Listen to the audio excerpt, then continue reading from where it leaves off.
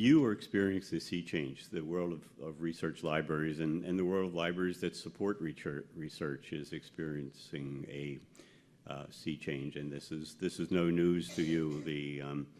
The move from print to digital, the increased embrace and demand for more access to digital data and digital documentation, the overwhelming preference for use of information in digital form has made large bodies of print problematic for us on your campuses.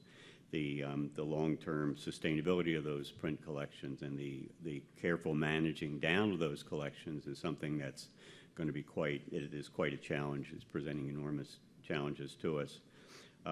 We're also experiencing something of a meltdown in the microform world. A number of the newspaper subscriptions that CRL is no longer acquiring are newspapers that where microfilm is being sold to us only on the condition that we don't lend the microfilm, and so that makes that untenable.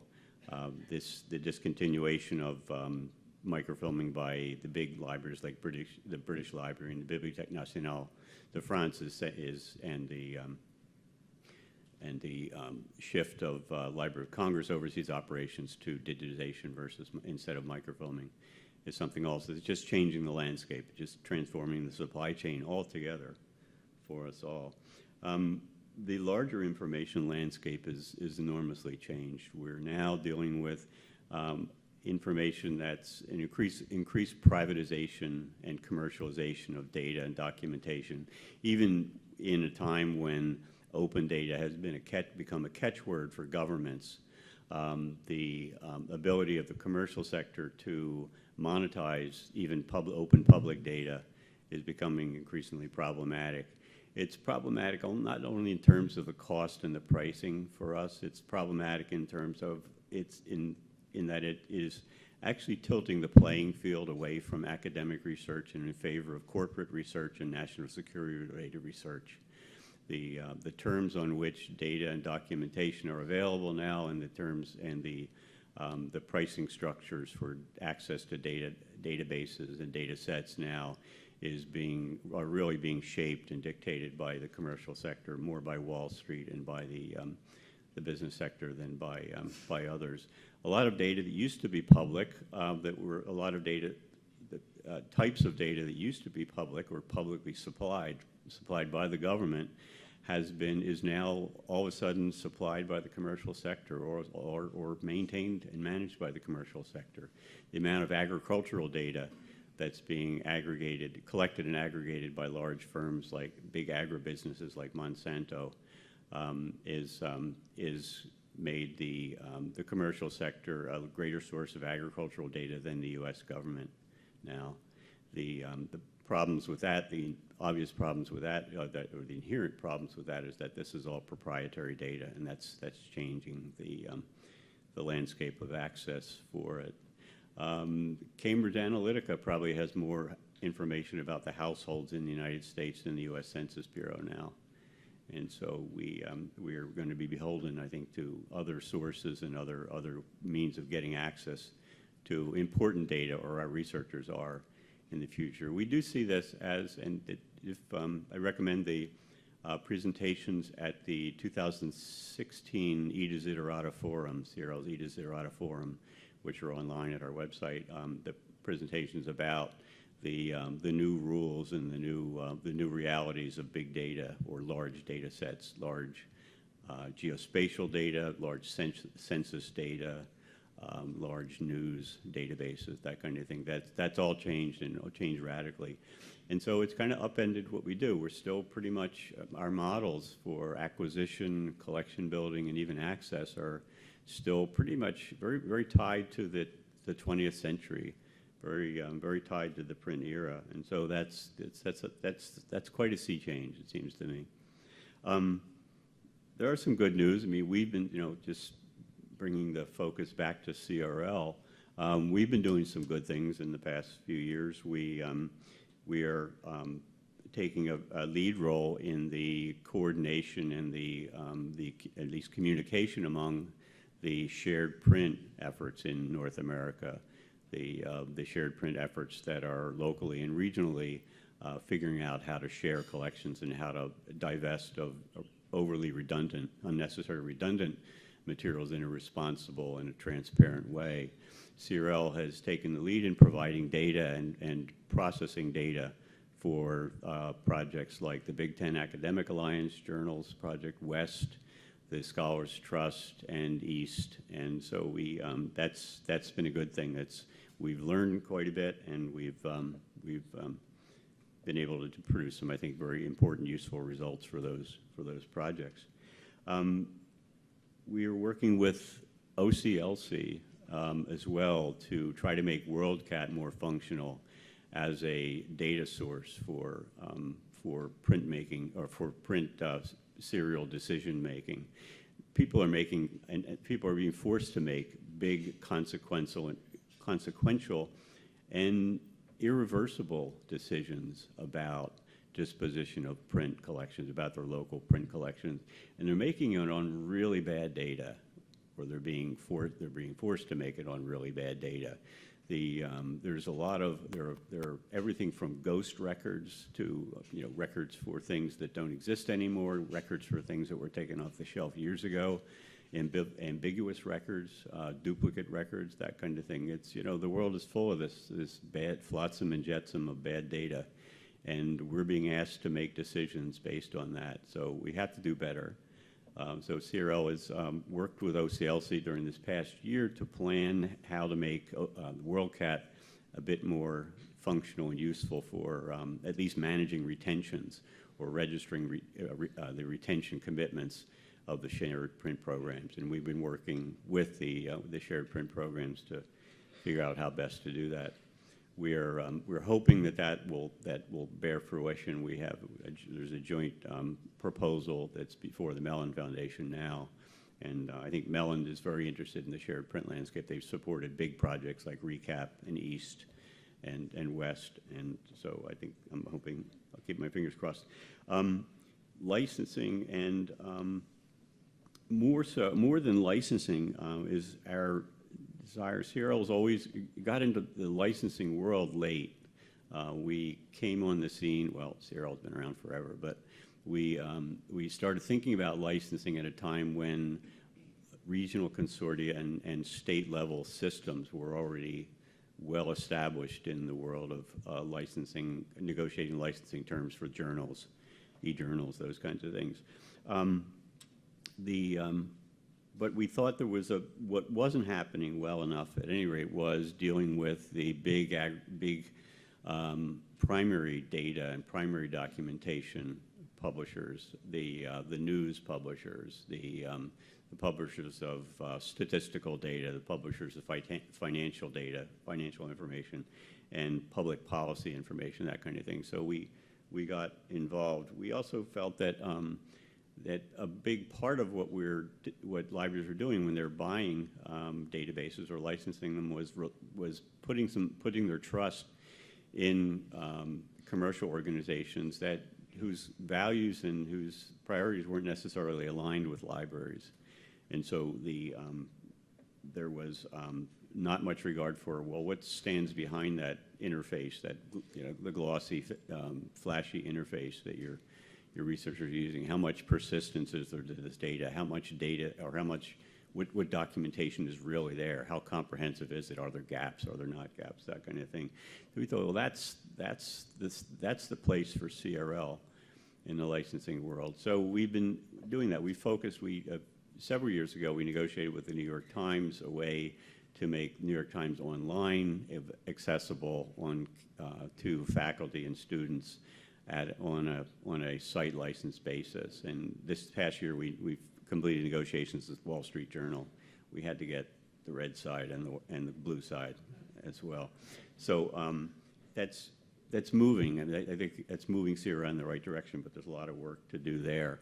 One important thing, though, and it's kind of an illustration of what CRL's role is in the world of licensing, is Reveal Digital. Reveal Digital was an initiative started a few years ago by a nonprofit that had the cooperation of a number of libraries to build a digital library of newspapers, particularly radical partisan newspapers from the 1960s and 70s.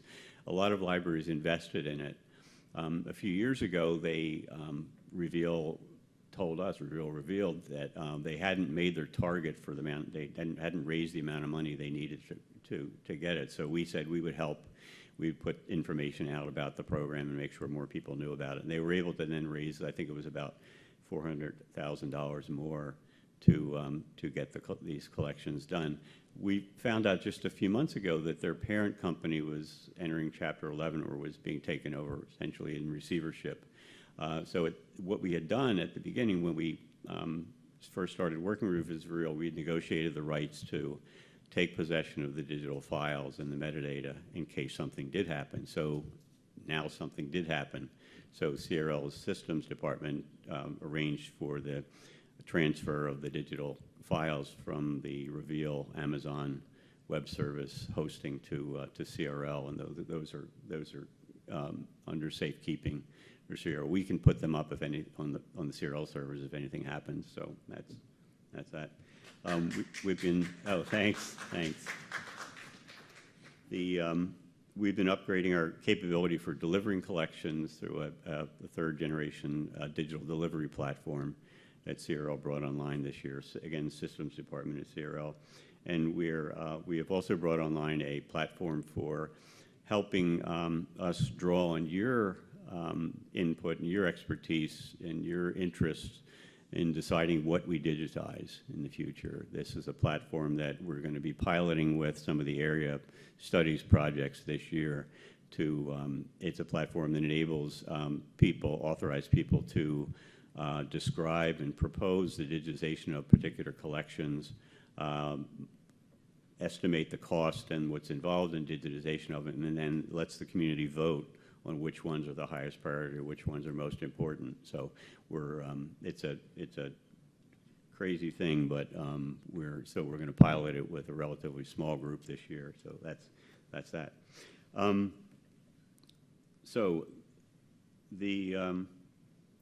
see.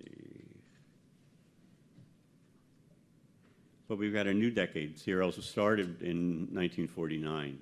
At a time when there was a big post-war recession going on, when the demands put on U.S. Universities were extraordinary because of the influx of massive populations of mostly former GIs coming back from the war, students, and also the increase in the U.S.'s strategic interests in places around the world that created an enormous demand for information about places in different parts of the world. So those are the factors that led to the beginning of CRL in 1949. We're facing a new decade now. Next year we start our 8th decade. And CRL has evolved, but I think we're at a point now where we have to evolve faster. The challenges that I mentioned, the sea change challenge that our field is facing, does call for quick or at least action soon. It calls for major action, and so we're going to be talking about some of the possible directions that have emerged in the discussions over the past several years. I did want to call your attention to the landscape outside the windows here. We deliberately booked this room for our meeting because we want to convey that something about CRL is that it is a Chicago-based institution. And so you can see, you can't miss the energy and the ingenuity that led to creating of a landscape and a cityscape like this. I think this is the kind of ingenuity and the kind of energy that CRL staff has represented. And that's, I think, one of the prime assets of CRL going forward. And so we want to be sure that you understand why the distractions in a room where we're supposed to be doing business. So, at any rate, the next decade, the two strategies we're going to talk about. One, they really relate to the two sides of the CRL psyche or CRL activity or CRL operation: the print side and the digital side. These are different, but they're quite interrelated. They're really inseparable, in fact. And so our strategies going forward will mean our print strategy will be meshed with our digital strategy. But we want to be sure that we moving forward, following the principles that really have characterized what CRL has done over the past several years, and that, or throughout its history, it's always been about the integrity and accessibility of primary evidence for humanities and social science research. It's always been about the accessibility of news, content, of government information, of archives, of NGO information about economic development, information about industry, information about politics. Not just access to that, but the assurance that what you're seeing on the screen or what you're seeing on the microfilm is something that adds some basis in reality. So kind of a fact-based orientation, as unfashionable as that is now. It's also really been about collective goods, creating collective goods through pooling of resources.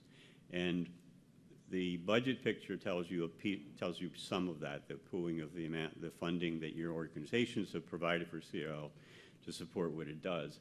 What is quite as important is the pooling of expertise and knowledge in the CRL community that drives CRL and that guides CRL. We don't have a large group of collection development people that are deciding what we acquire or what we digitize, that kind of thing. That all really comes from your institutions. These are the area studies specialists, the Latin Americanists at UCLA and at Princeton, and the Slavic specialists at Harvard and at Columbia University, the Southeast Asian specialists at Cornell and Berkeley. These are the people that really decide what CRL does in terms of building collections and building resources, in terms of identifying material that if we don't act will disappear. And that's an extremely important part of CRL, and I think that part of CRL is going to become more important in the future. We have that we need to build into our future the future of CRL. And an equitable return on member investment. We're really what we tried to do is eliminate the profit motive, or eliminate the profiteering that's happening in the information world and in the world of documentation and publishing. That it really is the institutions, the universities and colleges that finance your libraries have limited resources, or at least provide you limited resources, and so that we really have to make the absolute optimal use of those. And so we do everything we can to minimize the amount of profiteering and profit-taking there is involved in the supply chain for scholarly information, for publications. So all in all, the two strategies, integrating CRL print in a North American shared collections network. I did a blog post a few months back talking about, well, what if we can think of CRL not as a single discrete repository, but as a part of a larger North American network, and exploit that? What if instead of continuing to bring collections into CRL, we can negotiate access to collections that are held by other institutions for CRL members? This is exactly what we did with the Linda Hall Library in the Global Resources Partnership for Science, Technology, and Engineering. We were able to double the number of science, technology, and engineering serials available to CRL libraries through document delivery through our partnership with Linda Hall Library. And so digital, aggressive investment in open access and shared digital resources. Continuing to do the best we can in dealing with the commercial sources of information, but also supporting the nonprofit and supporting the open access and supporting the academy-based providers and aggregators of information and documentation where they exist, so that they can be a bulwark against the further monetization of electronic resources, or further monetization of collections and important information. CRL is in negotiation, or has been locked in negotiations with the British Library over restrictions the British Library is imposing on the digitization of public domain materials held by the British Library. That's Adam Matthew and other aggregators are making deals with other institutions, some of our institutions, to enable Adam Matthew and the publishers to monetize that documentation. I think there are ways to surmount that, there are ways to overcome that, or at least to minimize it, and I think that's something that we want to be part of our 8-decade strategy. So that's my report. Essentially, when we think about CRL, when I think about CRL, I think it really that CRL libraries are that distinguishes them from other libraries, that they are committed to the integrity and accessibility of critical evidence, and that we will continue to be. And for that, I thank you.